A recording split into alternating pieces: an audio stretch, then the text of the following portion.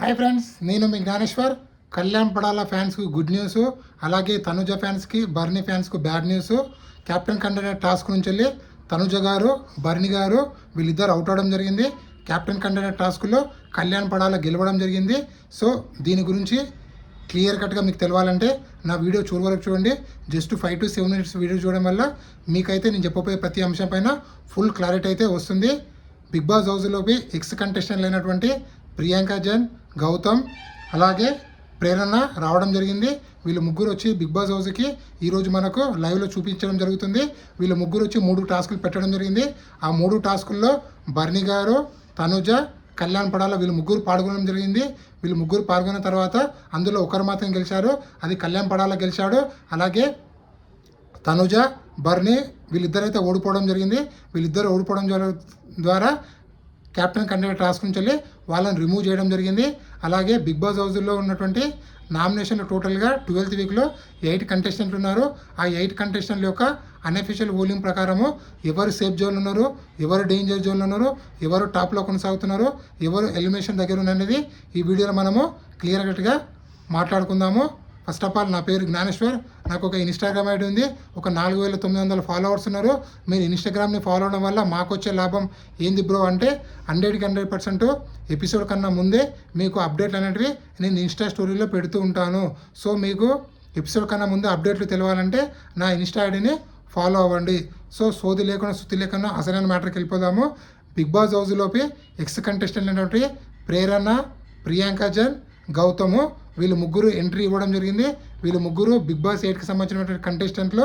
So వీళ్ళలో ముగ్గురు 3 టాస్కులు ఆడడం జరుగుతుంది. ఫస్ట్ టాస్క్ ఆడింది ఎవరు అంటే ఫిష్ టాస్క్.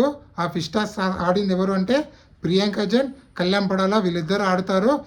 ఫిషెస్ని సెలెక్ట్ చేసుకోవాలి. ఆ టాస్కులో గెలిచింది ఎవరంటే కళ్యాణ్ పడాల గెలిచి కెప్టెన్ కంటెండర్ అవ్వడం జరుగుతుంది. అందుకోసమే కళ్యాణ్ పడాల ఫ్యాన్స్కి గుడ్ న్యూస్ అని చెప్పడం జరిగింది. So first task Priyanka Jain, Kalyan Padala. ఈ టాస్కుల్లో కళ్యాణ్ పడాల గెలుస్తాడు. సో నెక్స్ట్ టాస్క్ ఏంటంటే మనకు ప్రోమోలో చూపించారు కదా కలర్ పజిల్ టాస్క్. ఆ టాస్క్లో గౌతమ్ వర్సెస్ బర్నీ గారు ఇద్దరు ఆడడం జరుగుతుంది. ఈ టాస్క్లో గెలిచింది ఎవరు అంటే గౌతమ్ గెలవడం జరుగుతుంది, బర్నీ గారు ఓడిపోవడం జరుగుతుంది.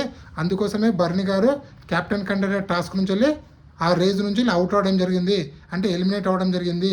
సో కెప్టెన్ కంటెండర్ టాస్క్లో బర్నీ గారు నెక్స్ట్ ఏ టాస్క్ ఆడడానికి వీలు లేదు. సో ఆ సెకండ్ టాస్క్. సో థర్డ్ టాస్క్లో ఎవరెవరు ఆడతారంటే తనుజ వర్సెస్ ప్రేరణ. ప్రేరణ కుమార్ తెలుసు కదా మనకు. సో తను వస్తుంది బిగ్ బాస్ హౌస్లోకి. వచ్చి తనుజ వర్సెస్ ప్రేరణ బాల్ టాస్క్ ఆడడం జరుగుతుంది.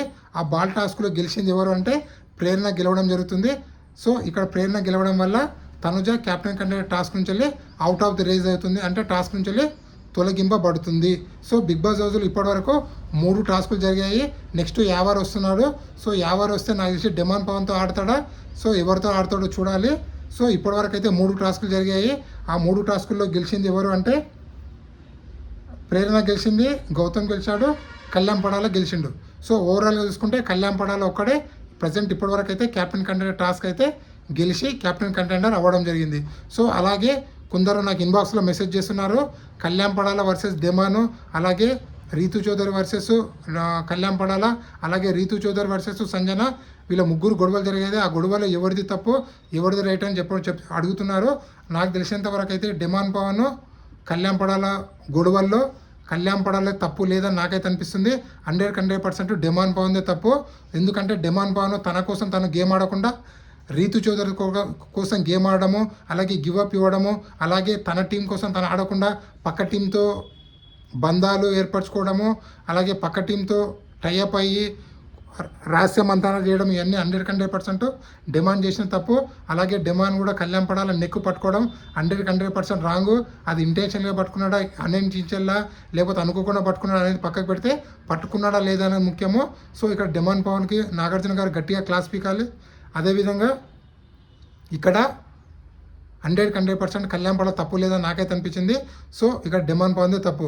అలాగే రీతు చౌదరి వర్సెస్ కళ్యాణ్ పడాల గొడవలో ఎవరిది తప్పు అంటే ఇక్కడ కళ్యాణ్ పడాల కొంచెం అగ్రెసివ్ అయ్యాడు.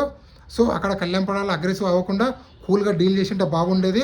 సో రిమైనింగ్ మొత్తం చూస్తే 100% రీతు చౌదరి తప్పు. ఎందుకంటే డిమాండ్ పవన్కి క్వశ్చన్ చేస్తుంటే రీతు చౌదరి మధ్య రావడం ఎందుకు, రీతు చౌదరి పెంట చేయడం ఎందుకు, ఇంత గొడవ క్లీన్ క్రియేట్ కావడానికి ముఖ్య కారణమే రీతు చౌదరి. ఎందుకంటే డిమాండ్ పవన్ నువ్వు గేమ్ ఆడట్లేదు, రీతు చౌదరి కోసం గేమ్ ఆడుతున్నావని కళ్యాణ్ పడాల్ రేజ్ చేసే వరకు రీతు చౌదరికి ఎనలేని కోపం వచ్చింది. అదే ఆడ జరిగేదేగా చెప్పేది. సో ఇక్కడ 100% రీతు చౌదరి తప్పు అనిపించింది. అలాగే సంజన వర్సెస్ రీతు చౌదరి గొడవల్లో 100% సంజన గారిదే తప్పు. ఎందుకంటే సంజన గారు కొన్ని అన్పార్లమెంటరీ వర్డ్స్ యూజ్ చేయడం జరిగింది.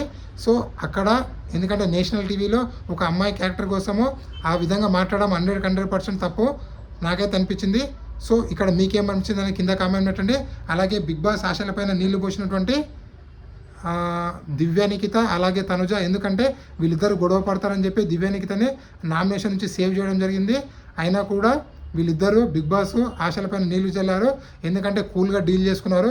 మనం గొడవ పడవద్దు, మనం కూల్గా ఉందాము, మన ఇద్దరి మధ్యలో ఎలాంటి శత్రుత్వం లేదు కదా, మనం ఎందుకు గొడవలు పడాలని చెప్పి వాళ్ళిద్దరు కూల్గా డీల్ చేసుకొని బిగ్ బాస్ ఆశలపైన నీళ్లు పోయడం జరిగింది. అలాగే అన్అఫీషియల్ పోలింగ్ ప్రకారము ఎవరు ఓటింగ్ ఎలా ఉందని మాట్లాడుకుందాము.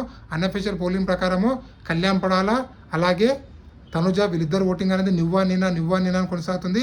ఏ అన్అఫీషియల్ పోలింగ్ చూసినా కూడా వీళ్ళిద్దరు ఓటింగ్ అనేది 1 to 2% డిఫరెన్స్ ఉంది. చాలా గట్టిగా పోటీ పడుతున్నారు. విన్నర్ రేస్లో ఉన్నారు. ఇమాన్యుయల్ విన్నర్ రేస్ నుంచి పక్కకి తప్పుకున్నాడు. ఎందుకంటే నిన్న ఇమాన్యుయల్ నామినేషన్లో ఏం మాట్లాడకపోవడము అలాగే స్ట్రాంగ్ పాయింట్స్ పెట్టకపోవడము ఇవన్నీ ఇమాన్యుయల్కు చాలా మైనస్ అయ్యాయి. తనుజని కావాలని టార్గెట్ చేసినట్టు అనిపించింది. సో మొత్తానికి అన్అఫీషియల్ పోలింగ్ ప్రకారము తనుజ ఓటింగ్ 30% కొనసాగుతుంది. Kalyan voting 29%, Emmanuel voting 10%, remaining 5% remaining ఉన్నటువంటి ఫైవ్ మెంబర్స్ వాళ్ళు ఎవరు అంటే భరణి, సంజన, డెమానో, సుమన్ శెట్టి అలాగే దివ్యానికిత. సో టోటల్గా ఈ 5 కంటెస్టెంట్ ఓట్ అనేది బిలో 5% మాత్రమే కొనసాగుతుంది. సో డేంజర్ జోన్లో ఎవరు ఉన్నారంటే 100% భరణి ఉండు, డిమాండ్ పవన్ ఉండు, సంజన ఉంది, సుమన్ శెట్టి ఉన్నాడు, అలాగే దివ్యానికిత. ఈ 5 మెంబర్స్ అయితే డేంజర్ జోన్లో ఉన్న సేఫ్ జోన్లో ఉన్న కంటెస్టెంట్లు ఇమాన్యుయల్, కళ్యాణ్ పడాల, తనుజ వీళ్ళు ముగ్గురు అయితే సేఫ్ జోన్లో ఉన్నారు. సో నామినేషన్లో ఉన్నటువంటి 8 కంటెస్టెంట్లో మీరు ఎవరికి ఓటేద్దాం అనుకుంటున్నారు, అలాగే మీ ఎలిమినేషన్ ఎవరిని చేద్దాం అనుకుంటున్నారు అనేది కింద కామెంట్ పెట్టండి. అలాగే ఈ వీడియో నచ్చితే లైక్ చేయండి, షేర్ చేయండి, సబ్స్క్రైబ్ చేసుకోండి. అలాగే నా ఇన్స్టాగ్రామ్ కూడా ఫాలో అవ్వండి.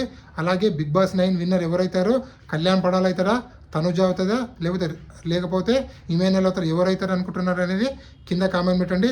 ఇలాంటి కొత్త వీడియోలు ఎప్పుడప్పుడు అందిస్తుంటానో మీ జ్ఞానేశ్వర్.